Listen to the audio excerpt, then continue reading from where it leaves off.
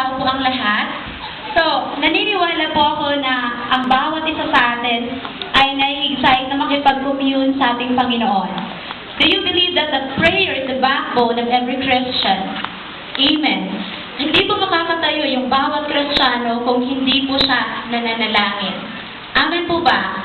At gusto ko pong ibahagi sa inyo, today we have our intercession. Ibig sabihin, pananalangin po ng pakalahatan.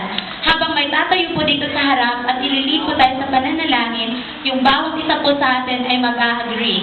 Amen. Because napakainam po kapag tayo ay nagkakansa. Amen po ba? Naniniwala ako na yung plano ng ating Panginoon ay tapos na. Naniniwala po ba kayo doon? At ngayong 2014, gusto ko pong ibahagi sa inyo kung ano po yung plano ng ating Panginoon sa bawat isa sa atin. Alam po ba ninyo yung Jeremiah chapter 29 verse 11? Do you believe in that? Yung, for I know the plans that I have for you, sabi po ng ating Panginoon. Sige po, bubuksan, maaari pong, kapag meron po sa meron po kayong Biblia, maaari po kayong makibukas sa akin sa book of Jeremiah, sa aklat po ng Jeremias. Chapter 29, naniniwala po ako na marami pong may nakakapagkabisada nito, memorize po nila. So, ito po yung sinasabi po dito sa verse 11. Sabihin nyo nga sa inyong sarili, alam ng Diyos ang plano niya para sa akin.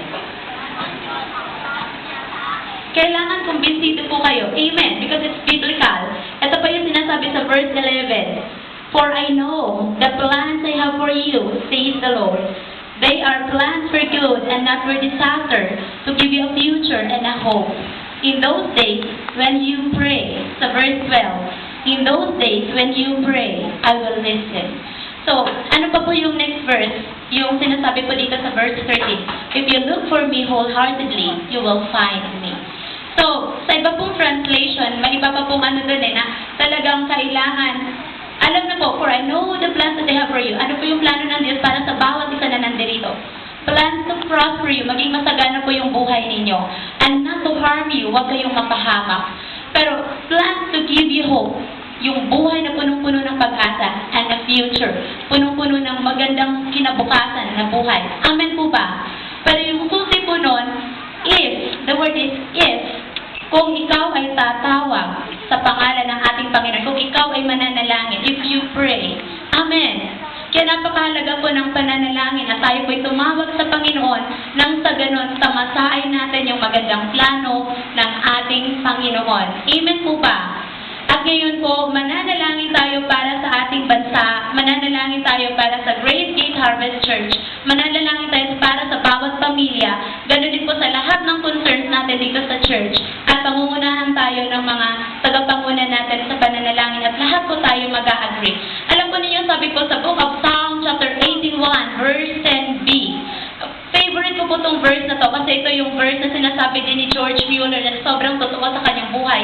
Si George Mueller ay mentor ko sa prayer. Wala na po siya, pero marami siyang libro. Pero siya po ay nakaranas ng maraming miracle dahil po sa pananalangin. Open your mouth wide and I will fill it. Ano po yung sekreto pag tayo nananalangin? Bubuksan po natin yung ating bibig nang sa ganun marinig yung ating tinig. Amen po ba? Dahil kung yung katabi mo, kinakausap mo, at nakikipag-usap pa lang sarado ang bibig mo, I think that it's impossible for you to communicate toward others. Amen ba?